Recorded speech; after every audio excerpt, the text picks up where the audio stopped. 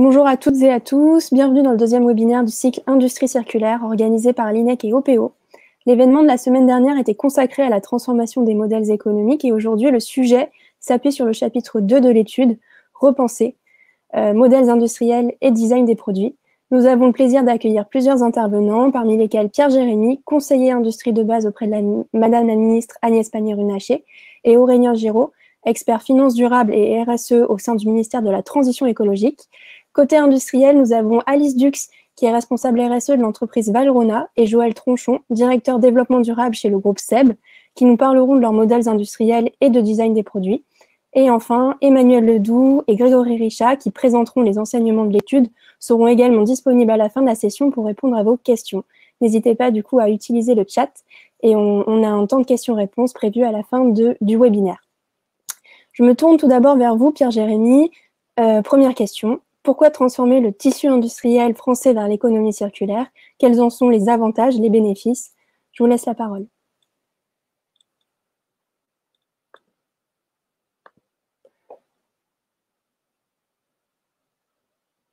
Vous avez le micro coupé.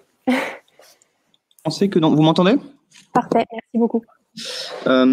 Donc, l'économie circulaire est évidemment un des enjeux fondamentaux à la fois de l'action environnementale et de l'action de politique économique et industrielle du gouvernement. Et c'est bien dans cet esprit-là que le choix a été fait de consacrer des moyens sans précédent dans France Relance pour moderniser et transformer notre industrie, pour faire évoluer notre modèle, pour intégrer les enjeux de préservation de l'environnement et du climat, mais également s'inscrire dans la continuité de tout l'effort qui a été engagé depuis le début du mandat, avec la loi AGEC notamment. Et donc sur les 100 milliards d'euros de France Relance, 35 sont consacrés à l'industrie, avec un focus majeur sur la transition vers une économie qui soit plus résiliente, moins carbonée et en fait donc plus circulaire.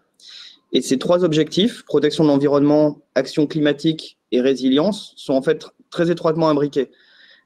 Puisqu'une économie plus circulaire dépend moins des importations et donc moins des fluctuations de prix des matières premières, elle a une empreinte carbone plus faible et elle relocalise de la chaîne de valeur et des emplois industriels. Donc d'abord, il y a un défi environnemental.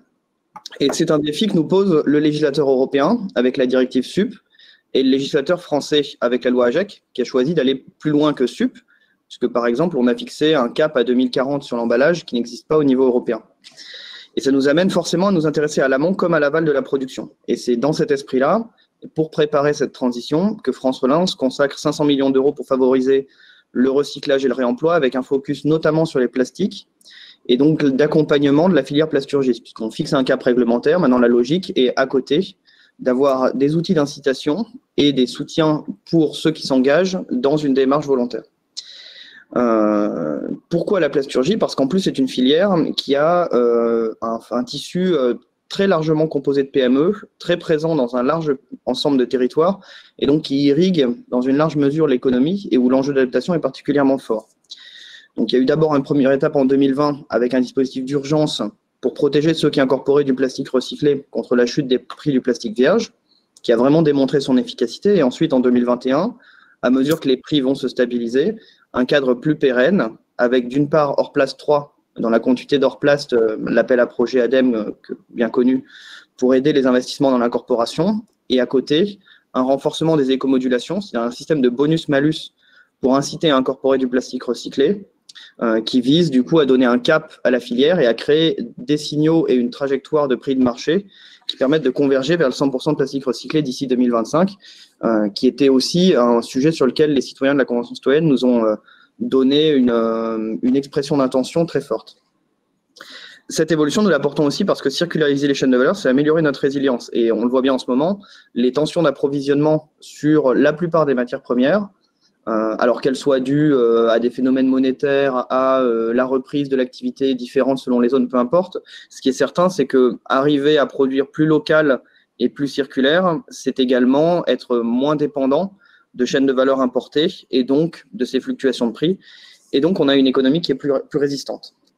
Évidemment, et enfin, et ça on le voit d'ailleurs sur Résilience, dans les dispositifs relance dédiés, on a mis en place un appel à projet qui s'appelle Secteur Critique, qui vise justement à soutenir les productions dans un certain nombre de secteurs clés de briques fondamentales de l'économie, et sur plusieurs intrants stratégiques. Je pense par exemple à des métaux spéciaux pour l'aéronautique, à certains alliages d'acier, à certaines terres rares, les projets qu'on voit émerger sont des projets d'économie circulaire et pas de production primaire, et des projets de recyclage qui souvent d'ailleurs sont des pionniers en Europe, et donc où on voit que notre mécanisme joue pleinement son rôle. Alors évidemment, au bout, tout ça, on le fait surtout et avant tout pour l'enjeu climatique, puisque presque toujours recycler, c'est émettre moins de gaz à effet de serre. Je reviendrai sur le presque toujours. Et hier, la Commission européenne a mis en consultation de nouvelles lignes directrices aides d'État environnement-énergie qui traitent précisément de cette question et viennent replacer l'enjeu climatique au cœur de l'action environnementale et énergétique des États membres, et dans lequel il y a un volet économie circulaire beaucoup plus fort qu'auparavant. Et donc, j'en profite d'ailleurs pour inviter tous ceux qui écoutent cette conférence à regarder ces lignes directrices, parce que c'est vraiment l'instrument fondamental en matière d'aide d'État en environnement pour les 10 prochaines années. Donc, que toutes les voix françaises s'expriment dans la consultation en cours, c'est très important. Et à chaque fois, on remet bien cet enjeu climatique au centre.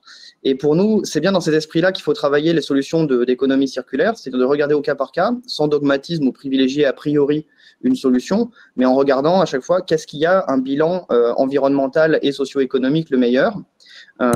Et parfois, ça dépend d'une analyse extrêmement fine. Un bon cas d'école, c'est la consigne. Il y a des produits pour lesquels la consigne marche et a un bilan positif, d'autres pour lesquels utiliser un emballage recyclé ou recyclable peut être une meilleure option. Et à chaque fois, il faut regarder de manière précise la logistique et la chaîne de valeur. Donc globalement, l'économie circulaire joue un rôle central dans la politique d'écologie volontariste, mais aussi pragmatique et protectrice des emplois que le gouvernement souhaite porter.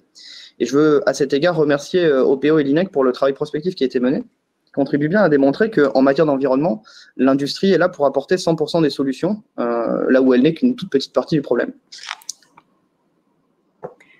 Merci beaucoup pour cette présentation exhaustive des solutions que vous mettez en place. La vision du ministère, c'est une écologie des solutions plutôt que des interdits. Vous en avez un petit peu parlé, des incitations mises en place, des projets en cours. Est-ce que vous pouvez peut-être nous en dire plus très rapidement sur les soutiens pour le pivot vers des industriels? Alors, sur ce sujet-là, effectivement, donc c'est la vision que porte le ministère, c'est la vision en fait que porte tout le gouvernement. Et d'ailleurs, donc autour de 2 points clés. Le premier, c'est est-ce que l'écologie, c'est amener des injonctions ou est-ce que c'est amener des solutions concrètes? Et là-dessus, nous, la vision qui est portée par le gouvernement, c'est, je crois, la vision d'une écologie qui croit au progrès. On parle beaucoup de non-régression environnementale, et c'est d'ailleurs dans la loi. Mais ce que nous enseigne la Constitution, qu'on est là pour appliquer, c'est que les politiques publiques doivent promouvoir le développement durable et donc concilient protection et mise en valeur de l'environnement, développement économique et progrès social. Donc on a cet objectif de conciliation, et c'est bien dans cette conciliation-là qu'il faut à chaque fois procéder à une étude d'impact robuste et donc tracer la route des incitations qui permettent le mieux d'avancer. Et à cet égard, le système des filières à responsabilité élargie du producteur et le principe d'écomodulation qui permettent de valoriser ceux qui ont des pratiques vertueuses et de créer un malus sur ceux qui pourraient faire mieux. Et je pense par exemple sur l'incorporation de plastique recyclé, qui est le cas d'école sur lequel on a testé pour la première fois le mécanisme à vraiment grande échelle en décembre dernier par arrêté, étant entendu que c'est quelque chose qui se répliquerait assez bien dans d'autres champs. Récemment, le MTE a communiqué sur les dispositifs d'indice de réparabilité. On pourrait tout à fait imaginer qu'un jour, ça devienne un outil pour construire un régime de bonus-malus, pour inciter, là encore, à mettre sur le marché des produits aussi durables que possible. Et c'était d'ailleurs en creux l'intention du législateur. L'écologie n'est de toute façon pour nous pas quelque chose en moins, c'est d'abord quelque chose en plus, et donc du mieux. Et c'est bien la possibilité du progrès économique et social qu'elle apporte. Et donc, c'est bien en tant qu'outil d'apport de qualité de vie aux Français qu'il faut la rechercher plutôt que comme une fin en soi, je crois. Et d'ailleurs, toujours dans le même esprit, nous croyons plutôt à une écologie d'incitation qu'à une logique de prescription qui décrète ce qui est autorisé ou édicte un certain nombre de choses interdites. Et d'ailleurs, au fond, c'est une question de vision du rôle de l'État dans l'économie. Notre point, c'est que l'État est là d'abord pour fixer un cadre économique et juridique qui soit clair et lisible sur le long terme pour que chacun puisse ensuite investir et proposer ses offres et ses services pour répondre aux défis environnementaux. Donc l'État n'est pas nécessairement le mieux informé, en tout cas ne détient pas l'information parfaite pour faire les choix à la place des consommateurs ou des producteurs. Et donc, dans cette logique-là d'acceptabilité sociale de la transition écologique et énergétique, l'État a vocation à fixer des règles du jeu qui permettent ensuite à chacun de trouver son rôle, plutôt que de désigner ceux qui ont le droit de continuer à jouer. Et donc, il faut à chaque fois s'assurer que les règles sont construites pour rémunérer celui qui apporte une plus-value environnementale et à l'inverse, prendre à celui qui n'est pas aux meilleures pratiques pour ensuite laisser le marché choisir la meilleure solution pour atteindre l'objectif environnemental. Et l'incorporation du plastique est un assez bon exemple. Un autre exemple qu'on a beaucoup porté, c'est celui des énergies renouvelables. Alors on sort un peu du champ de l'économie circulaire, où le gouvernement a défendu, y compris au niveau européen, le principe d'avoir des critères hors prix dans les appels d'offres renouvelables pour valoriser ceux qui choisissent de mettre en place, par exemple, des panneaux solaires bas carbone, plutôt que de simplement mettre en place les panneaux solaires les moins chers possibles, ce qui permet d'assurer qu'on est pleinement cohérent en termes de politique énergétique et que non seulement on fait du photovoltaïque parce que ça n'émet pas de CO2, mais en réfléchissant sur l'ensemble de la chaîne de valeur et en valorisant les panneaux qui sont idéalement produits dans des pays où l'électricité est peu carbonée. Mais avant tout, quand on parle d'écologie des solutions, ça suppose d'avoir de la transparence et de l'information du consommateur. Pour que les gens puissent faire les choix, il faut qu'ils aient une vision un peu éclairée du choix qu'ils sont en train de faire. Et en l'espèce, c'est là encore un axe important de l'action du gouvernement qu'il a porté dans plusieurs textes au cours du quinquennat et encore aujourd'hui, cet enjeu-là fait partie du cœur du débat sur le projet de loi climat et résilience. Alors, il y a déjà beaucoup de choses qui ont été faites sur la commande publique, puisque un des consommateurs les plus importants en France, c'est quand même la commande publique. On va continuer à aller encore plus loin sur la commande publique environnementale et pour s'assurer que les meilleures pratiques se diffusent également dans le tissu des acheteurs publics des collectivités. C'est également la question du consommateur de droit privé, en particulier résidentiel. Et à chaque fois, il y a un vrai objectif de lui donner toutes les cartes en main pour qu'il puisse faire les meilleurs choix et donc s'assurer qu'il y a un affichage environnemental qui se met en place progressivement sur la base d'une méthodologie qui, elle aussi, devrait être robuste et donc co-construite avec les filières. Et donc, c'est bien dans ces esprits-là qu'on réfléchit, c'est d'abord commencer par informer, ensuite créer le cadre d'incitation, c'est-à-dire un bac à sable avec des règles du jeu claires pour tout le monde qui restent là dans la durée, et ensuite regarder quelles sont les solutions qui émergent. Si on s'aperçoit que c'est des solutions qui ne sont pas vertueuses, on ajuste un tout petit peu la règle du jeu, mais pas jouer nous-mêmes. D'accord. Merci beaucoup pour votre présentation, Monsieur Jérémy. Vous l'avez dit, le législateur européen est largement actif sur ces questions d'économie circulaire. Et donc là, je m'adresse à vous, Aurélien Giraud. Vous êtes expert finances durables et RSE. Vous travaillez au CGDD, au sein du ministère de la Transition écologique. Très rapidement, première question, est-ce que vous pouvez nous présenter les actions et les soutiens de la Commission européenne en termes de finances durables qui s'inscrivent dans le cadre du Pacte vert pour l'Europe? Oui, bien sûr. Est-ce que vous m'entendez? Oui, très bien, merci. Très bien, merci à vous. Hop, un petit problème technique. Voilà, merci beaucoup avant toute chose à l'INEC et à OPO pour leur invitation à destination du ministère de la Transition écologique et de son équipe Finances Durables, parce que ça peut paraître un peu contre-intuitif, c'est important de le dire, mais il y a bien une équipe Finances Vertes, Finances Durables au sein du ministère de l'écologie. C'est important à avoir en tête, puisque dans Finances Durables, il y a évidemment le composant développement durable, et qui dit donc critères minimum et exigences minimum, et idéalement maximum en termes d'ambition environnementale, notamment. Donc, merci encore pour cette invitation. Alors, concernant les actions de la Commission européenne pour, en gros, décupler, utiliser ces leviers, ce levier qu'est la finance, que ce soit la finance de marché, que ce soit les gestionnaires d'actifs, les assureurs, les institutions bancaires. Il y a vraiment une étape clé qui a été franchie par la Commission européenne il y a bientôt 3 ans maintenant, au printemps, il y a 3 ans, au printemps 2018, lorsque la Commission a lancé son plan d'action européen pour une finance durable, donc Sustainable Finance Action Plan. Et en réalité, elle a créé un précédent, puisqu'il n'y avait jamais eu une action d'une telle envergure qui avait été lancée au niveau européen. Donc en mars 2018, la Commission lance son plan d'action, d'ailleurs événement au cours duquel le président de la République, M. Emmanuel Macron, était l'un des seuls chefs d'État européens à être intervenu pour souligner l'importance que joue le secteur financier dans la réorientation des flux financiers et donc dans le verdissement de l'économie. Donc ce plan d'action sur la finance durable est ponctué de 10 actions. 10 actions principales sur lesquelles on voit des initiatives réglementaires, mais également des initiatives volontaires. Donc en fait, il y a un mix entre ce que décideront les co-législateurs et ce qui pourra être fait volontairement de la part des acteurs financiers dans ce cas-là.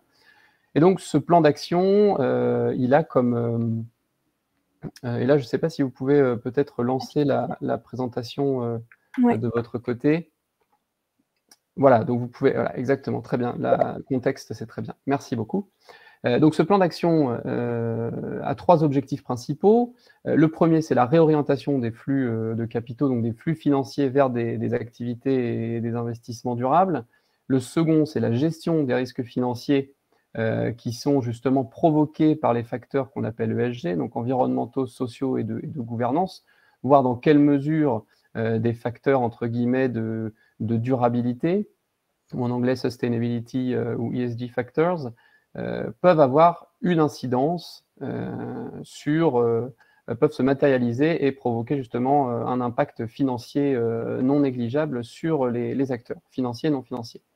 Et le troisième objectif, c'est de favoriser, on parlait de transparence tout à l'heure, favoriser la transparence des acteurs financiers et une vision de long terme au sein de ces mêmes acteurs financiers et des institutions financières.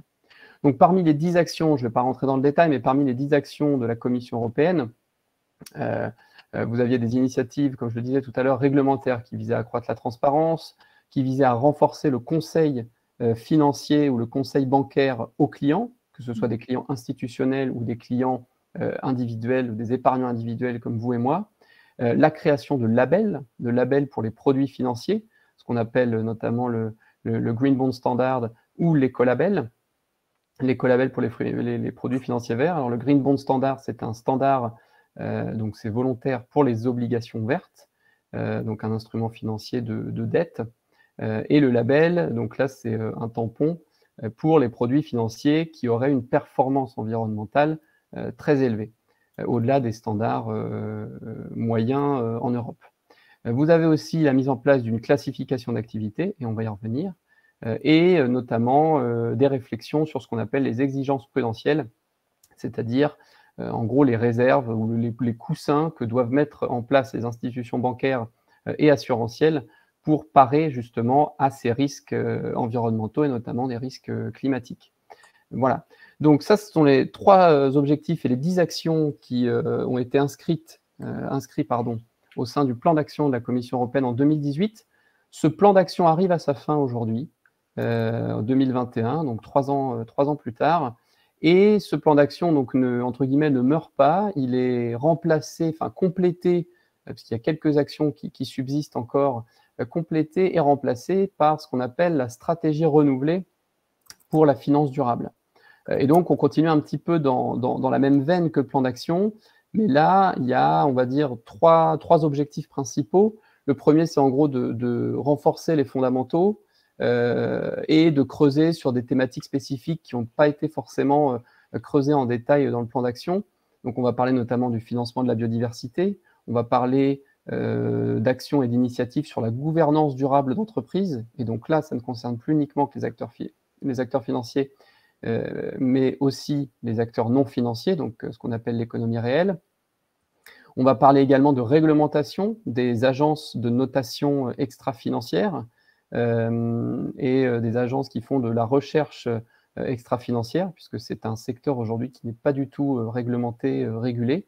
Donc il y a très peu de transparence sur la méthodologie et sur la notation. Vous savez, ce sont ces agences qui notent les entreprises en fonction de leur performance extra-financière. Et ce qu'on voit d'ailleurs aujourd'hui, c'est que ce sont les gros acteurs anglo-saxons, S&P, Moody's et Fitch, qui ont racheté les boutiques ou qui ont racheté les entreprises de notation spécialisées dans la notation extra-financière.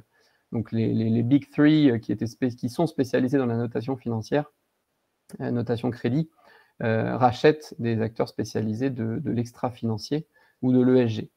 On a également des actions qui visent à accroître la sensibilisation et la formation et l'éducation financière des épargnants individuels et des investisseurs individuels, puisqu'il faut prendre le problème par tous les bouts, hein. Il n'est pas suffisant de mettre en place des règles pour les acteurs financiers. Il faut aussi mettre en place des règles et des initiatives pour les épargnants / investisseurs individuels et institutionnels. Et puis cette stratégie renouvelée, elle devrait, alors oui, là c'est un peu au conditionnel puisqu'on n'a pas encore le détail de cette stratégie. Elle devrait être publiée dans le courant du mois de juin par la Commission européenne, donc on attend avec impatience ce plan. Elle devrait couvrir également la prise en compte des risques climatiques par les institutions financières. Donc quand je dis institutions financières, encore une fois, ce sont les assureurs, les banques et les gestionnaires d'actifs. Il y aura aussi un grand champ de bataille sur la donnée digitale, la manière de gérer la donnée, la manière de faire en sorte que la donnée qui est reportée par les entreprises, je vois qu'aujourd'hui on a Valrhona et on a le groupe SEB, donc de faire en sorte que ces entreprises non financières, leurs données puissent être accessibles facilement, gratuitement, publiquement, par le biais d'une plateforme unique au niveau européen, pour aussi contrebalancer un peu le poids de ces agences de notation extra-financière. Donc voilà, beaucoup de chantiers, et le dernier de cette stratégie renouvelée, c'est surtout comment impliquer davantage, sans générer un coût administratif trop important, les PME dans justement cette boucle finance durable et économie durable. Voilà un petit peu ce qui concerne le plan d'action et les actions de la Commission européenne depuis 2018 et pour les 3 ans à venir concernant la finance durable. Merci beaucoup. Alors, vous suivez particulièrement la taxonomie européenne, c'est le bras financier de toute cette stratégie. En quoi cette dernière peut-elle favoriser l'économie circulaire et la transformation de l'industrie ? Alors oui, effectivement, la taxonomie, on parlait de classification tout à l'heure, et là je pense que vous pouvez peut-être passer à la diapositive suivante, ça permettra aux personnes. Alors juste celle d'avant, voilà, parfait, merci. Effectivement, on parle de taxonomie européenne, c'est un mot un peu barbare, c'est un mot qui est tiré, d'ailleurs on devrait dire taxinomie en français, mais on a, comme on aime bien le faire, piqué le terme aux Anglais, qui est taxonomie avec un Y à la fin, mais en français on devrait parler de taxinomie, et donc ça vient du domaine de la biologie, qui est donc une classification d'espèces. Et donc là, en fait, le schéma est un peu le même. C'est-à-dire que la Commission, ce qu'elle a voulu faire, c'est objectiver un petit peu ce qui est vert. Ce qui est vert ou ce qui est, comme je le mets dans la diapositive, durable sur le plan environnemental. Voilà. Donc c'est une classification qui vise à favoriser les investissements durables.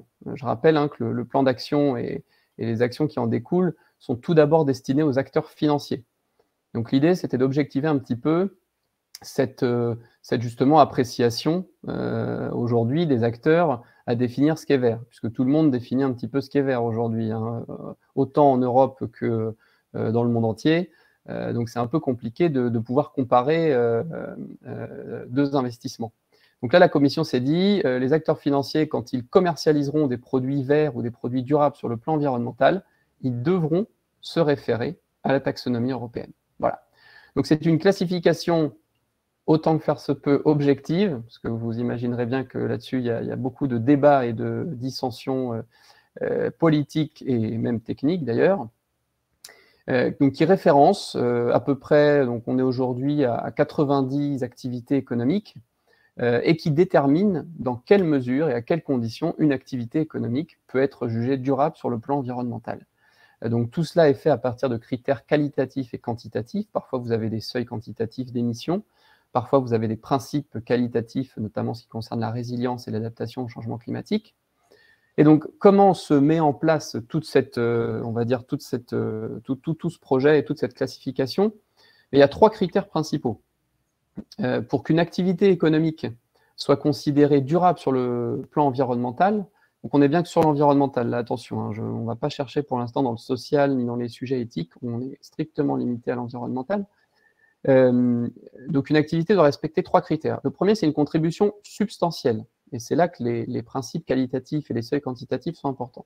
Avoir une contribution substantielle à l'un des 6 objectifs environnementaux que vous voyez dans le deuxième bloc. Donc on a 6 objectifs, 2 qui concernent le changement climatique, un qui concerne l'eau et les ressources marines, Un qui concerne, et on en parlera tout à l'heure, l'économie circulaire et la gestion des déchets. Un autre, la pollution. Et le dernier, les écosystèmes et la biodiversité.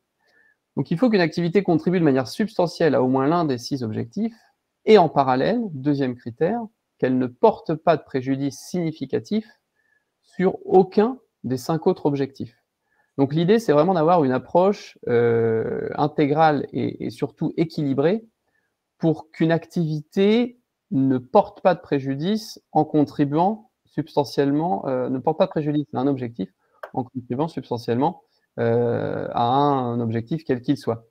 Ça éviterait notamment, et ce qu'on voit aujourd'hui, qu'une activité contribue sans limite à l'atténuation du changement climatique, par exemple, mais que par ailleurs, elle porte préjudice ou que cela se fasse au détriment d'un autre objectif qui est la biodiversité ou les écosystèmes terrestres et marins. Voilà le principe. Et le troisième critère, c'est un critère de respect de garde-fous minimums sociaux, donc les conventions de l'OIT, les principes du cadre REGI sur les droits de l'homme, les principes de l'OCDE pour la conduite responsable des entreprises, etc., etc. Donc pour faire tout cela, puisqu'on a quand même 90 activités, qu'il faut analyser une activité à l'aune de 6 objectifs environnementaux, donc potentiellement on a un tableau à double entrée avec 540 cases, donc ça fait beaucoup. La commission a mandaté un groupe d'experts, le TEG, Technical Expert Group, qui a disparu maintenant au profit de ce qu'on appelle la plateforme sur la finance durable, pour travailler sur, pour l'instant, les 2 objectifs climat. À l'époque, c'était 70 activités économiques, qui représentaient en théorie 90, un peu plus, % des émissions de l'UE. Et en fait, ce travail technique est la base pour le contenu de ce qu'on appelle des actes délégués, qui sont l'équivalent des décrets au niveau français, qui viennent préciser tout ce contenu technique. Donc, vous allez avoir, par exemple, la production d'électricité à partir, je ne sais pas, d'hydroélectrique. Elle sera soumise à des règles quantitatives, à des principes qualitatifs. Également, alors on la passe actuellement, mais la production d'électricité à partir de gaz ne devra pas dépasser tant de grammes de CO2 par kilowattheure, etc., etc. Vous pouvez passer à la diapositive suivante. Merci beaucoup. Donc, ces actes délégués ont été publiés fin avril. Donc, d'ailleurs, ils ont été publiés formellement, c'était vendredi dernier. Donc, au niveau européen, un petit récapitulatif, comment ça se passe? Vous avez la Commission qui a son projet et qui négocie avec les conseils des États membres et le Parlement européen. Le règlement, lui, ce qu'on appelle l'équivalent de la loi en France, le règlement européen a été publié en 2020, mais le règlement de niveau 1, qui définit les grands critères, les grands principes, n'est rien sans ce qu'on appelle les actes délégués, donc l'équivalent de décret en France, qui viennent préciser au niveau technique dans quelle mesure une activité peut contribuer. Et donc aujourd'hui, ce qu'on a de publié noir sur blanc, ce sont l'acte délégué climat sur les 2 premiers objectifs, donc atténuation au changement climatique et adaptation au changement climatique. Il y a les liens dans les diapositives, on pourra transmettre la présentation pour que les personnes puissent y accéder, pour avoir le détail. Et donc ça, je vais passer rapidement dessus, mais on a un acte délégué complémentaire climat qui inclura les sujets un petit peu sensibles comme le nucléaire, le gaz et l'agriculture. Voilà. Et vous pouvez passer donc là à la diapositive suivante. On a donc et là c'est l'article 13 du règlement, taxonomie, un zoom sur l'objectif économie circulaire. Alors pour la bonne information de tous, donc ces critères techniques pour l'objectif environnemental, économie circulaire et déchets devraient être publiés d'ici la fin de cette année. À mon avis, ça va prendre un petit peu de retard puisque techniquement, il y a énormément de travail à faire. Mais en gros, là, vous avez ce qui est extrait du règlement, dans quelle mesure une activité économique peut contribuer de manière substantielle à cet objectif environnemental de transition vers une économie circulaire, et y compris prévention, réutilisation et recyclage des déchets. Donc, je ne vais pas lire dans le détail, mais vous pouvez lire à grands traits les activités qui pourront contribuer à cet objectif environnemental. Monsieur Giraud? Oui. C'est très intéressant. Je pense qu'on pourra garder peut-être un temps d'échange sur ça à la fin de la présentation, mais concernant les délais, je dois passer la parole à Joël Tronchon. D'accord, très bien. J'ai peut-être une dernière diapositive Ouais. pour finir en 15 secondes, si ça vous Oui, très bien. dérange pas. 15 secondes. Alors, La- voilà, exactement. Donc, ce qui va intéresser, voilà, sur le calendrier, ce qui va intéresser les acteurs, vous pouvez revenir sur le calendrier. Ce qui va intéresser les acteurs, c'est que pour toutes les entreprises de plus de 500 employés aujourd'hui, et qui sont notamment soumises à la déclaration de performance extra-financière en France, et pour les acteurs financiers, il faudra divulguer la part verte au sens de cette taxonomie du chiffre d'affaires, des CAPEX, des OPEX, mais également pour les acteurs financiers, la part verte de leur portefeuille d'investissement. Voilà, pour que les acteurs puissent savoir dans quelle mesure un portefeuille ou une activité est considérée verte ou durable sur le plan environnemental. Voilà, D'accord. merci beaucoup, j'ai été un petit peu long, on pourra y revenir ensuite. Merci pour la présentation. Du coup, face à ces priorités de politique publique à l'échelle européenne et nationale, des industriels se sont positionnés sur l'économie circulaire et proposent des solutions innovantes. Joël Tronchon, vous êtes directeur développement durable du groupe SEB, qui est reconnu pour la réparabilité, mais qui mène également d'autres projets en termes d'économie circulaire. Est-ce que vous pouvez nous en dire plus? Bonjour à toutes et à tous. Oui, effectivement, l'économie circulaire, nous, on l'a introduit depuis maintenant une quinzaine d'années à toutes les étapes du cycle de vie du produit. Donc, c'est vrai qu'on a démarré nos actions par peut-être la phase la plus connue du consommateur, qui sont des produits éco-conçus pour être réparables longtemps. Donc, en l'occurrence, quand vous achetez un produit d'une des marques du groupe SEB aujourd'hui, en France, hein, les pièces détachées sont disponibles pendant 15 ans. Ce qui est assez atypique sur le marché du petit électroménager. Et évidemment, on a éco-conçu tous ces produits pour qu'ils soient réparables. Ça veut dire démontables, ça veut dire séparables. Ça veut dire qu'on conserve plus de 7 millions de pièces détachées en France dans un entrepôt pour pouvoir les distribuer à nos réparateurs agréés pour que les consommateurs puissent être réparés rapidement. Donc ça, c'est le premier point, mais on a introduit aussi l'économie circulaire dans les matières premières. Et ça a été assez long et c'est pas encore terminé. C'est qu'on s'est lancé il y a maintenant 7 ans dans l'introduction de plastique recyclé dans les produits neufs. Donc assez compliqué parce qu'au niveau industriel, c'est pas si simple que ça d'industrialiser pour avoir la même qualité, la même robustesse des matériaux. Ça nous a pris beaucoup de temps en termes de tests industriels notamment pour arriver à avoir des produits où finalement le consommateur ne fait pas la différence entre un plastique vierge et un plastique recyclé. Donc maintenant, on en met dans beaucoup de produits, les machines à café, les aspirateurs, les fers à repasser, les planchas. Enfin, il y a beaucoup de produits où il y a du plastique recyclé et où le consommateur ne voit pas la différence. On a fait la même chose avec les métaux aussi, sur l'aluminium recyclé, notamment dans le poêle Tefal. Et c'est de l'aluminium recyclé avec des boucles d'économie circulaire d'ailleurs, puisque cet aluminium-là, il provient en grande partie des opérations de recyclage qu'on fait avec nos clients distributeurs, où les consommateurs vont ramener des poêles et des casseroles en magasin.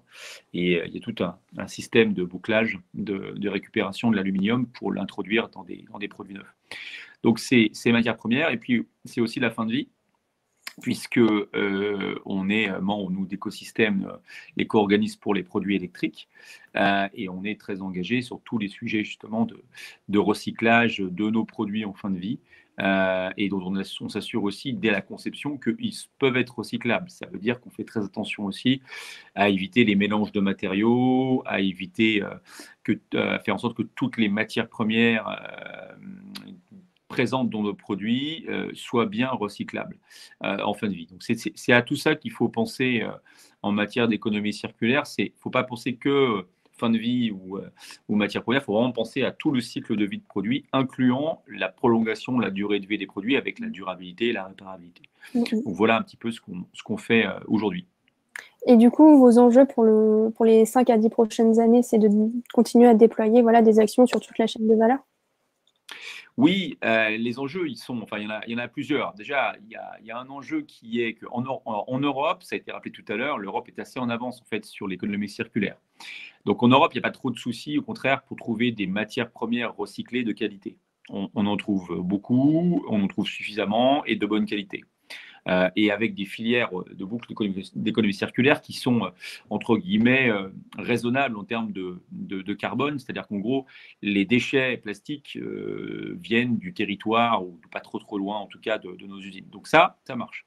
Ce qu'il faudra, un des enjeux des prochaines années, c'est d'arriver à faire la même chose et à trouver, pour un groupe mondial comme le nôtre, arriver à trouver des filières de matériaux recyclés, clean sur le plan environnemental, clean sur le plan de l'innocuité. C'est-à-dire qu'en gros, et dans d'autres pays du monde, en clair, en Asie, on a un vrai sujet pour identifier. Alors, on est en train on a trouvé visiblement une filière qui nous paraît professionnelle et satisfaisante en termes de qualité, mais par exemple, en Asie, il y a assez peu de filières de plastique recyclé avec toutes les exigences qui sont les nôtres. C'est-à-dire, en gros, on ne veut pas avoir de produits dans lesquels il y a des substances bizarroïdes à l'intérieur. On va avoir un plastique qui dure dans le temps, on va avoir un plastique qui résiste à la chaleur, etc. etc. Et en fait, ce n'est pas si simple que ça. On a l'impression que dans le monde entier, on peut trouver du plastique recyclé de qualité en abondance. Ce n'est pas le cas du tout. Et donc, il y a un vrai sujet de trouver des filières et de contribuer à les créer dans d'autres pays du monde, dans d'autres zones hors Europe. Premier défi, premier enjeu. Deuxième enjeu, il y a évidemment un gros enjeu à la fois environnemental, mais aussi économique, sur les services qu'on va proposer sur la vente de produits d'occasion.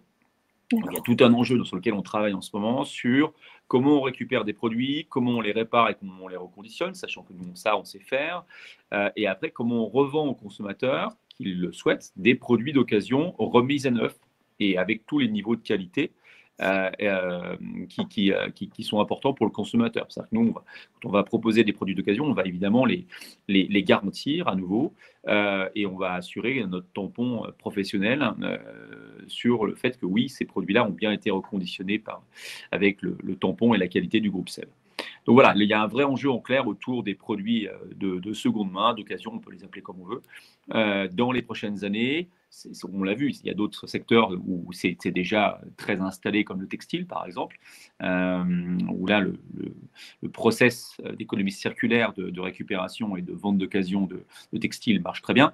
Et sur l'électroménager, il faut qu'on arrive à faire la même chose. On le fera avec nos clients distributeurs, vraisemblablement, on le fera en direct aussi, via nos sites internet de marque. Voilà, il y a plusieurs canaux et il faudra aussi faire preuve de pédagogie vis-à-vis du consommateur pour expliquer comment tout ça peut marcher et quel est son intérêt. Donc voilà les deux enjeux.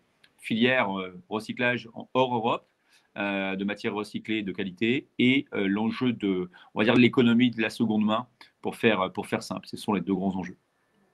D'accord. Vous l'avez dit, du coup, il y a un vrai enjeu aussi d'industrialiser l'intégration de matières premières recyclées.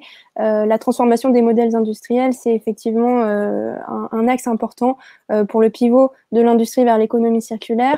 Nous vous proposons là un temps de retour sur les enseignements de l'étude avec Grégory Richat, co-auteur de l'étude, pour parler justement modèles industriels et design des produits.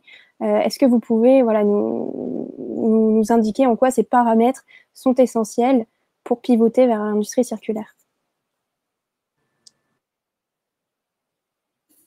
Bonjour à toutes et à tous. Effectivement, si on revient sur l'étude auquel le groupe SEB et Valrhona ont d'ailleurs participé, plus d'autres industriels, ça nous a permis de faire un peu une synthèse de ces points et de décrire un peu les modèles, des canevas, pour qu'un maximum d'entreprises puissent amorcer une transformation vers ces modèles-là, ou s'ils sont déjà, puissent les étendre.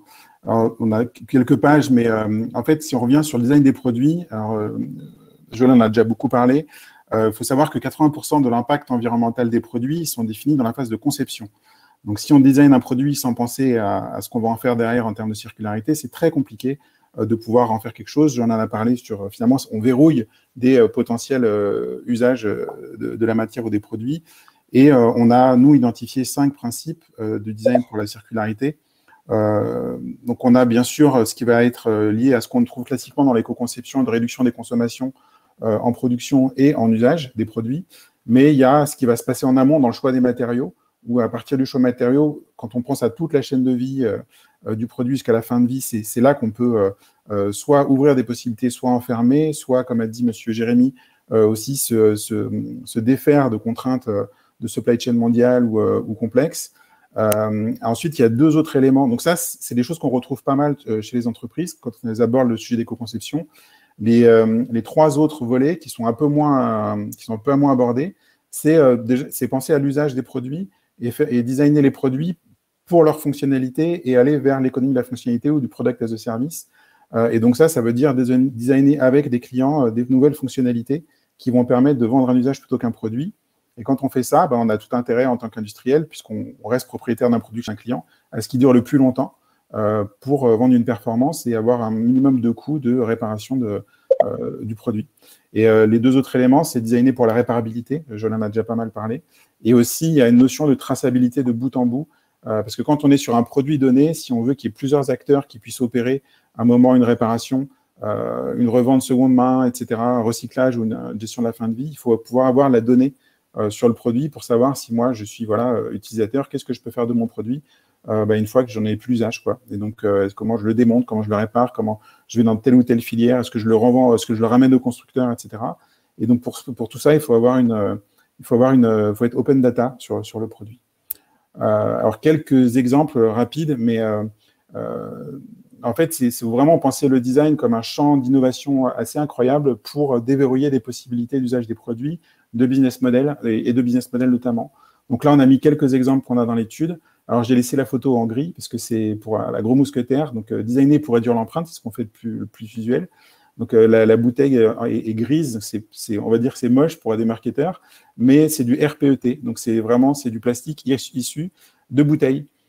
Et du coup, on n'est pas capable de garder une bouteille blanche ou rose et le bouteille RPET donc, est gris. Et donc, il y a des choix assumés qui sont en train de faire par la Gros Mousquetaire pour proposer du recyclage de bouteilles en boucle fermée. Donc, une bouteille redevient une bouteille, alors que classiquement, la bouteille devient des granulés et va dans d'autres filières de recyclage. Et on est dans de l'économie locale. Il y a des idées pour de nouveaux usages avec Areco, qui font les diffuseurs qu'on voit sur les bacs à légumes. Et donc, avec une ACV, ils ont conçu leur produit comme une plateforme d'usage qui permet de donner de l'information aux vendeurs de magasins sur les bacs à légumes en termes de ce qui sont bien remplis, pas remplis, ce qui se consomme bien, ce qui ne se consomme pas bien aujourd'hui, et de mieux gérer le gaspillage alimentaire. Donc là, on fait un design to value, c'est-à-dire qu'on augmente les fonctionnalités d'un produit qui, à la base, est juste là pour diffuser de la vapeur d'eau, pour faire, pour apporter encore plus de valeur au client. Et on est dans de la circularité parce que déjà, on optimise les légumes, enfin tout ce qui est bac à légumes, et on est aussi dans des produits qui ont intérêt à durer longtemps pour ne pas avoir à intervenir chez le client un maximum, trop souvent. Et le dernier, c'est designer pour la régénération des ressources. Donc, il y a Insoft qui fait des chaussures à base de bouteilles en plastique recyclé. Et donc là, il y a un produit qui est designé. Donc, comment on transforme la bouteille en fil. Ensuite, il faut refaire les chaussures. Ça se passe à Romans-sur-Isère. Et derrière, quand on n'a plus usage de la chaussure, l'idée, c'est d'être capable de récupérer le tissu, de refaire un fil de qualité pour refaire des chaussures. Alors, pour l'instant, c'est un modèle encore émergent. Donc, il y a les chaussures en circulation et quand il y aura une masse de chaussures qui seront plus utilisées, il y aura suffisamment de fils pour travailler à l'industrialisation d'un nouveau fil. Et donc, on est dans des boucles d'usage infini de chaussures. Donc, on verra aussi avec Valrhona tout à l'heure d'autres exemples, et designer pour les réparabilités. Voilà, donc il y a plusieurs façons de designer qui permettent d'ouvrir un champ des possibles. Après, on voit que, et je l'ai aussi parlé, c'est que quand on fait ce type de produit-là, on est dans d'autres modèles industriels, déjà au niveau de l'industrialisation, de trouver la robustesse des produits, mais aussi parce qu'on doit se mettre dans des boucles de circularité pour opérer ces modèles-là. Et donc, en fait, quand on regarde les modèles industriels, un circulaire, il repose sur deux grands principes. Déjà, on est sur des chaînes de valeur qui sont multilocales. On n'est plus global, on est multilocal. Parce que, Monsieur Jérémy et puis Joël en a parlé, c'est on vient récupérer de la matière. Et quand on vient récupérer de la matière, pour que ce soit raisonnable d'un point de vue carbone et en termes de coût, on va être sur des gisements qui sont le plus proche possible, avec une taille de... Donc, ça peut être une ville, ça peut être une région comme l'Europe, selon les tailles critiques de matériaux qu'on veut avoir. Mais les villes deviennent de vraies mines de gisements qu'il faut savoir utiliser. Donc, on va chercher à faire circuler le plus localement possible la matière dans des flux qui sont circulaires avec des reverses logistiques pour récupérer les matériaux. On va défabriquer, apprendre à réparer, etc., pour refaire du produit et du coup créer des empreintes multilocales. Et on le voit avec Seb, l'idée, c'est qu'une fois quand ça marche sur une région, en Europe, comment on recrée ces modèles-là dans d'autres entités. Et donc, on est plutôt ensuite dans une deuxième grande dimension qui est l'écosystème collaboratif. Donc, comment on vient faire plutôt circuler globalement des modèles et des idées avec des matières locales. Et donc, pour ça, il faut être open data, parce que quand on a fait un modèle en Europe, il faut être hyper dans son entreprise pouvoir avoir vraiment la matrice du modèle et d'être capable de le dupliquer et de restructurer des marchés, restructurer des filières quand il faut dans d'autres régions. Et du coup, développer des interfaces, que ce soit avec au niveau gisement, au niveau industrialisation, au niveau financier, au niveau gouvernement, etc. Mais aussi en termes de savoir-faire, parce qu'on a aussi beaucoup de limites aujourd'hui. Par exemple, les chaussures qu'on a vues tout à l'heure, la grosse difficulté, c'est d'avoir de la main-d'œuvre qui est capable de faire de la fabrication de chaussures aujourd'hui à Romans-sur-Isère avec des filières qui ont disparu, être capable d'industrialiser un produit avec des nouvelles matières, etc. Donc, on a un exemple, donc je vais passer sur l'exemple, mais c'est un exemple de remanufacturing aussi qui fonctionne sur ce modèle-là de reverse logistique, de réparation, de venir upgrader le produit avec toute la connaissance qu'on a pour que même le produit qui est réparé ressort meilleur que le produit neuf parce qu'on y a mis de nouvelles fonctions avec un bon PLM qui est intégré. Une dernière page peut-être sur les chiffres, où est-ce qu'on en est de ces modèles-là? On est sur des modèles qui sont encore pionniers, qu'il faut essaimer. En fait, aujourd'hui, on est vraiment très concentré sur le cœur d'usine, c'est plutôt à droite, mais beaucoup de choses sont faites sur le cœur d'usine, mais on n'a que 22% et 27% des répondants qui ont travaillé sur la relocalisation des chaînes de valeur et des empreintes qui sont plus distribuées, donc plus proches des clients, alors qu'on est 86% des entreprises qui pratiquent le recyclage des déchets dans leur usine, par exemple. Donc, on a encore un grand potentiel. Pareil, sur la démarche d'éco-conception, en fait, se rend compte qu'il y a énormément de critères et c'est l'entreprise qui choisit un peu ce qu'elle veut faire. Et donc, en fait, dans l'étude, on a compté le nombre de leviers mis simultanément dans les produits. On est plutôt, en fait, déjà 3% ne font pas du tout d'éco-conception et 61% n'appliquent que 1 à 3 leviers. Donc, voilà, donc on a un gros potentiel, notamment sur l'économie de la fonctionnalité et la réparabilité. Et le dernier point aussi, c'est que l'ACV est clé, l'analyse de cycle de vie, pour comprendre son empreinte, parce qu'on est plutôt dans une empreinte sur les ressources, sur l'usage des produits.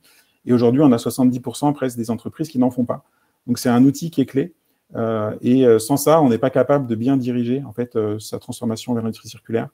Donc, un bout de chemin est fait. Il y a un grand potentiel d'innovation et de création de valeur. Et on le voit avec des modèles comme le groupe SEB ou ce qu'on va voir tout au long des webinaires. Donc, c'est plutôt une opportunité de créer de nouvelles formes industrielles et de développer de nouvelles industries. Donc, c'est plutôt très positif dans le chemin qu'on est encore capable de parcourir. Merci beaucoup Grégory pour cette présentation. Alors pour répondre à une question que j'ai vue passer, donc Grégory Richat est associé d'OPO et co-auteur de l'étude Pivoter vers l'industrie circulaire. Pour illustrer vos propos, Grégory, et notamment pour montrer l'importance de l'éco-conception, je vais laisser la parole à Alice Dux, qui travaille chez Valrhona. Donc, dans l'étude, vous avez évoqué 2 projets circulaires assez emblématiques, Comeback et l'agroforesterie. Tout d'abord, on va parler de Comeback. Pourquoi avoir choisi de travailler sur l'éco-conception des emballages et quels sont vos prochains objectifs? Bonjour à tous. Donc Valrhona, on est une chocolaterie basée dans la Drôme à Tain-l'Hermitage et notre cœur de métier, c'est de vendre ce qu'on appelle de la couverture de chocolat à des professionnels de la restauration, à des artisans comme vos boulangers, vos pâtissiers. Comme beaucoup d'industriels, on travaille à la recyclabilité de nos emballages. Donc, on a une équipe R&D packaging qui fait en sorte de rendre nos emballages plus recyclables. Mais en parallèle, on s'est dit que ce n'était pas suffisant, qu'il fallait aller plus loin et explorer davantage des modèles d'économie circulaire, que la recyclabilité à court terme, c'était bien, mais qu'il fallait essayer de voir plus loin.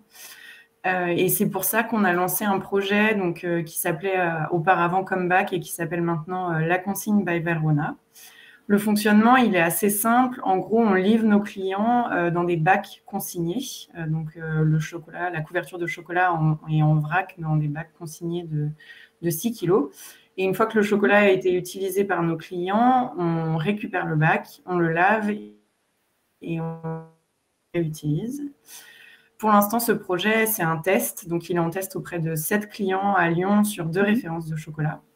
À partir du mois de juillet, on va passer à 100 clients et à 7 références de chocolat. Donc, c'est vraiment pour nous une montée en puissance sur ce projet-là. Et en parallèle, on conduit bien une analyse de cycle de vie pour être bien certain que le modèle, il est vertueux, qu'on reste bien dans le périmètre géographique, comme ça a été mentionné avant, où vraiment ça a un impact positif d'un point de vue environnemental. Et à l'avenir, on étendra ce fonctionnement-là partout où c'est possible et où ça reste vertueux. Voilà. D'accord. Valrhona travaille aussi sur l'amont de la chaîne de valeur. Est-ce que vous pouvez nous en dire plus sur la transformation du modèle industriel et du coup l'agroforesterie? Oui, alors chez Valrhona, on travaille beaucoup en direct avec nos producteurs de cacao pour imaginer ensemble en fait des modèles de culture du cacao qui seront les plus résilients et les plus durables et les promouvoir. Et c'est notamment le cas, donc, comme vous le mentionnez, de l'agroforesterie qui en gros s'oppose à l'agriculture intensive dans le sens où il ne s'agit pas de cultiver du cacao seul, mais il s'agit de cultiver du cacao avec d'autres espèces, d'autres arbres, d'autres végétaux. Pour nous, ces modèles, ils ont deux avantages primordiaux. Le premier, c'est qu'ils permettent vraiment de préserver l'environnement, notamment en régénérant les sols, mais aussi en ayant un impact positif sur la biodiversité. Et ensuite, ils permettent de diversifier les sources de revenus pour nos producteurs de cacao, puisqu'ils ne sont pas uniquement tributaires du cacao, mais ils peuvent vivre d'autres cultures. Donc voilà, c'est ça qu'on fait. Donc on a notamment un projet qui s'appelle Cacao Forest en République dominicaine, mais on a d'autres projets dans nos autres pays de sourcing du cacao. D'accord. Et finalement, voilà, pourquoi avoir mis l'environnement au cœur de la mission d'entreprise et quelles sont du coup vos perspectives après l'obtention de la certification B Corp? Alors, chez Valrhona, notre mission d'entreprise, enfin, ce qu'on a voulu vraiment mettre au cœur de notre activité, c'est qu'on veut impulser un mouvement collectif de tous les acteurs du cacao et du chocolat, à la fois pour une filière cacao plus juste et une gastronomie plus responsable. Et donc, cacao et gastronomie, c'était évident pour nous que voilà, l'environnement, il était au cœur de tout ça, que ça faisait partie intégrante de ces deux sujets. Tout simplement parce qu'on est convaincu que voilà, il en va de notre responsabilité d'avoir un impact positif sur l'environnement tout au long de notre chaîne de valeur. Et c'est notamment pour ça qu'on a pris l'engagement de rendre toute notre chaîne de valeur neutre en carbone d'ici 2025. C'est déjà le cas de notre chocolaterie à Tain-l'Hermitage depuis l'année dernière. Donc voilà, c'est ça la perspective à horizon 2025. D'accord. Eh bien, merci beaucoup, Alice. Je vais laisser peut-être Grégory Richat prendre quelques questions. N'hésitez pas à utiliser le chat pour les participants. Oui, dans la partie questions. Ouais. Alors, il y a déjà peut-être une première question de Vincent Guimas autour de comment l'open source est-il compatible avec l'économie des biens manufacturés. Peut-être, Joël, sur le côté circularité de la donnée pour permettre la circularité justement des produits. Comment vous voyez le sujet, côté Seb? L'open source, par exemple, ça fonctionne bien. Par exemple, pour que nos produits soient réparés partout dans le monde, il y a forcément un partage des vues éclatées des produits et aussi des tutoriels qu'on est en train d'ailleurs de faire pour faciliter la réparation de nos produits au plus près des bassins où ils sont présents, ou des bassins de consommation. Donc, clairement, oui, il y a cette histoire. Et puis, on partage aussi de beaucoup d'informations. On forme aussi à la réparation nos réparateurs agréés, nos 6200 réparateurs agréés partout dans le monde. Donc, bien sûr, il y a de l'open source à avoir sur comment on répare les produits. Je pense que la réparation, c'est très... Après, c'est l'exemple que j'ai parce que l'open source, alors, sur les matériaux, c'est plus de la coopération avec les fournisseurs que de l'open source. Effectivement, par contre, là, on partage de manière très transparente tous nos cahiers des charges matières avec nos fournisseurs pour qu'ils puissent bien comprendre ce que ça veut dire que nos attentes et nos contraintes en matière de matériaux recyclés, de manière à ce que nos fournisseurs puissent avoir le bon dosage et les bonnes caractéristiques du produit et de la matière recyclée. Et ça peut prendre des fois plus d'un an et demi d'aller-retour entre le fournisseur et nous. Et donc, c'est une forme de partage de transparence autour des données, de ce qu'on attend en termes de matériaux recyclés notamment. Très bien. Alors, il y a une autre question, alors, qui est plutôt, je pense, pour les organisateurs. Donc, c'est la deuxième fois, effectivement, l'idée, c'est comment orienter, comment parler aussi des TPE et des PME, parce qu'on a eu des groupes comme Valrhona, Seb, et puis plutôt des grands groupes la semaine dernière. Alors, effectivement, on a essayé de mettre quelques exemples aujourd'hui avec Areco, qui est une toute petite PME qui fait l'économie de la fonctionnalité, et puis Softin, qui est aussi une toute petite PME et qui lance des produits circulaires. On aura une partie sur les freins semaine prochaine et puis on continuera d'illustrer avec les exemples. Sachez que dans l'étude, on a un grand nombre de startups et de PME qui sont concernés. Et on est souvent en fait sur des PME qui sont déjà circulaires et qui veulent changer de modèle, ou pas changer de modèle, mais essaimer ou faire un scale-up de leur modèle. Donc on essaiera d'illustrer avec des exemples semaine prochaine.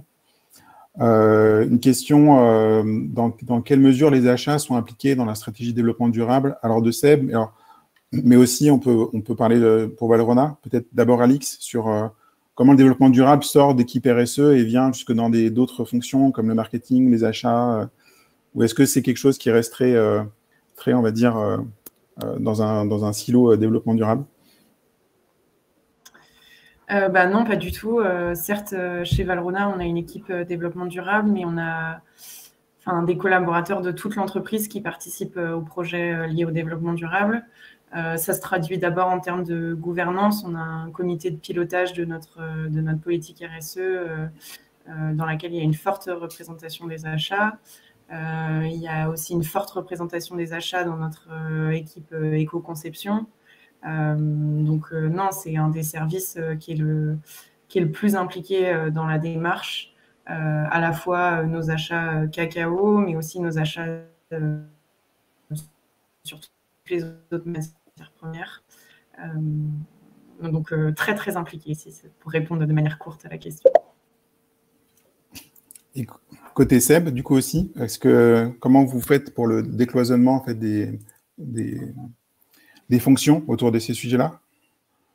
De toute façon, là, nous, c'est une nécessité. Il n'y a pas un projet de développement durable qu'on fait tout seul dans notre coin. Les métiers, ils sont impliqués dans nos feuilles de route développement durable thématiques dès le début. En clair, sur les sujets d'économie circulaire, les métiers concernés sont bien sûr les achats pour les matières, le sourcing et l'achat de matières premières recyclées. Donc, les acheteurs, on travaille main dans la main avec eux. Ils ont des objectifs d'ailleurs d'augmenter le pourcentage de recyclé des matières premières, que ce soit d'ailleurs pour les produits, mais aussi pour les packaging. On a co-construit une feuille de route ambitieuse d'éco-packaging avec les achats et on copilote ce projet-là. Bien sûr, le marketing, puisque dans les spécifications d'un produit pour qu'il soit éco-conçu, circulaire, etc., le marketing c'est lui qui écrit le cahier des charges, donc le marketing, bien sûr, mais aussi la recherche et développement, puisque la recherche pour tout ce qui est matériaux, solutions circulaires liées à des matériaux, le développement produit, puisque c'est nos ingénieurs de développement qui doivent d'ailleurs orchestrer tout ça pour que l'équation du produit soit bien circulaire avec un impact environnemental positif, mais aussi avec un impact coût, que tout ça soit compatible avec un prix de revient économique qui soit réaliste. Donc il y a vraiment énormément de métiers, puis bien sûr la qualité. Voilà, c'est intégré. La qualité, les normes et l'environnement aussi, bien sûr. Alors, peut-être une dernière, merci beaucoup. Donc, très intégré, effectivement, on ne peut pas rester en silo. Et une dernière question de Jean-Baptiste Ziber.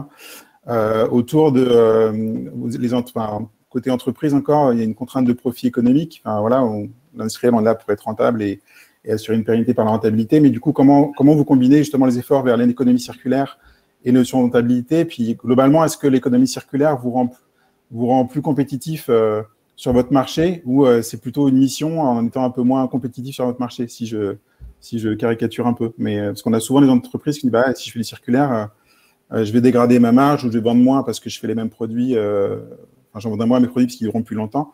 Est-ce que vous voyez un avantage compétitif comment vous gérez cet équilibre-là? Peut-être Alice et Joël, je pense qu'on finira par là, parce qu'il ne reste qu'une minute. Nous, chez Valrhona, justement, c'était tout l'objet du projet qu'on est en train de mener. C'est qu'on commence par un test à petite échelle pour à la fois vérifier l'équation environnementale avec une analyse de cycle de vie et aussi l'équation économique en regardant concrètement l'équation économique de notre projet, comment elle se déroule et dans quelle mesure, effectivement, ça peut impacter notre marge, ces choses-là. Mais en revanche, on est assez convaincus, nous, que si on arrive à faire un modèle qui est très mutualisé, c'est-à-dire que nous, on ne croit pas à notre projet La Consigne by Valrhona si ça reste uniquement by Valrhona. On croit qu'à terme, il faudra qu'il y ait une mutualisation entre tous les acteurs du food service, donc tous les fournisseurs de nos clients, restaurateurs, boulangers, pâtissiers, pour avoir à la fois le même contenant consigné, les mêmes chaînes logistiques. Et on est bien convaincu que dans cette configuration-là, il y aura un modèle économique qui s'avérera vertueux aussi. Et après, au point de vue du côté de nos clients, ce qui s'est passé, c'est que nous, il ne s'agissait pas seulement de faire un projet d'économie circulaire, il s'agissait aussi d'améliorer l'expérience pour nos clients. Et donc d'avoir pas seulement la plus-value environnementale, mais d'avoir aussi pour nos clients une vraie expérience de consommation de nos produits qui soit améliorée. Et certains de nos clients, en plus, sont très demandeurs de pouvoir s'affranchir de l'emballage jetable. Donc, ça participe au fait que c'est aussi un avantage concurrentiel. D'accord. Joël, peut-être en 30 secondes de votre point de vue, et puis on va conclure là-dessus. Oui, non, l'économie circulaire, c'est évidemment central. C'est pas de la philanthropie, même si on peut y ajouter une dimension d'impact social. Hein, c'est ce qu'on a fait avec Reparcep, par exemple, en s'associant à un groupe d'insertion qui s'appelle ARES, et avec une joint venture sociale qu'on a montée. On peut concilier l'économique et le social, mais par contre, l'économique est centrale. Clairement, le plastique, les équations économiques, le plastique recyclé, c'est aujourd'hui moins cher, en tout cas ceux qu'on achète, que le plastique vierge. Ce n'était pas le cas il y a quelques années. Donc, il y a des paris aussi à faire. Mais bien sûr, et puis pour terminer là-dessus, je pense qu'il faut aussi valoriser ce que vous faites en économie circulaire et ce qu'on fait auprès du consommateur pour à la fois se différencier des concurrents et en faire un levier de préférence d'achat. Et je crois qu'aujourd'hui, les consommateurs, ils veulent des produits durables, réparables, et ils voient de manière très positive le fait qu'on leur explique qu'il y a du recyclé à l'intérieur. C'est aujourd'hui clairement une préférence d'achat, un levier de préférence d'achat, et donc du coup, économiquement, vous vous y retrouvez. Même si vous devez investir pendant quelques temps, il y a un retour sur investissement qui se fait parce que vos produits sont différents de ceux de vos concurrents en rayon. Parfait, merci beaucoup. Amélie, je te laisse le mot de la fin. Merci à tous d'avoir participé. Merci aux intervenants pour toutes ces interventions de qualité. Et donc, on vous retrouve la semaine prochaine de 9h à 10h également pour la clôture de ce cycle de webinaire. Le 3e portera sur le chapitre accéléré. Et donc, on parlera de tous les freins et des leviers institutionnels qui permettent ce pivot vers l'industrie circulaire. Merci beaucoup. Bonne journée. Merci. Bonne journée. Au revoir. Merci.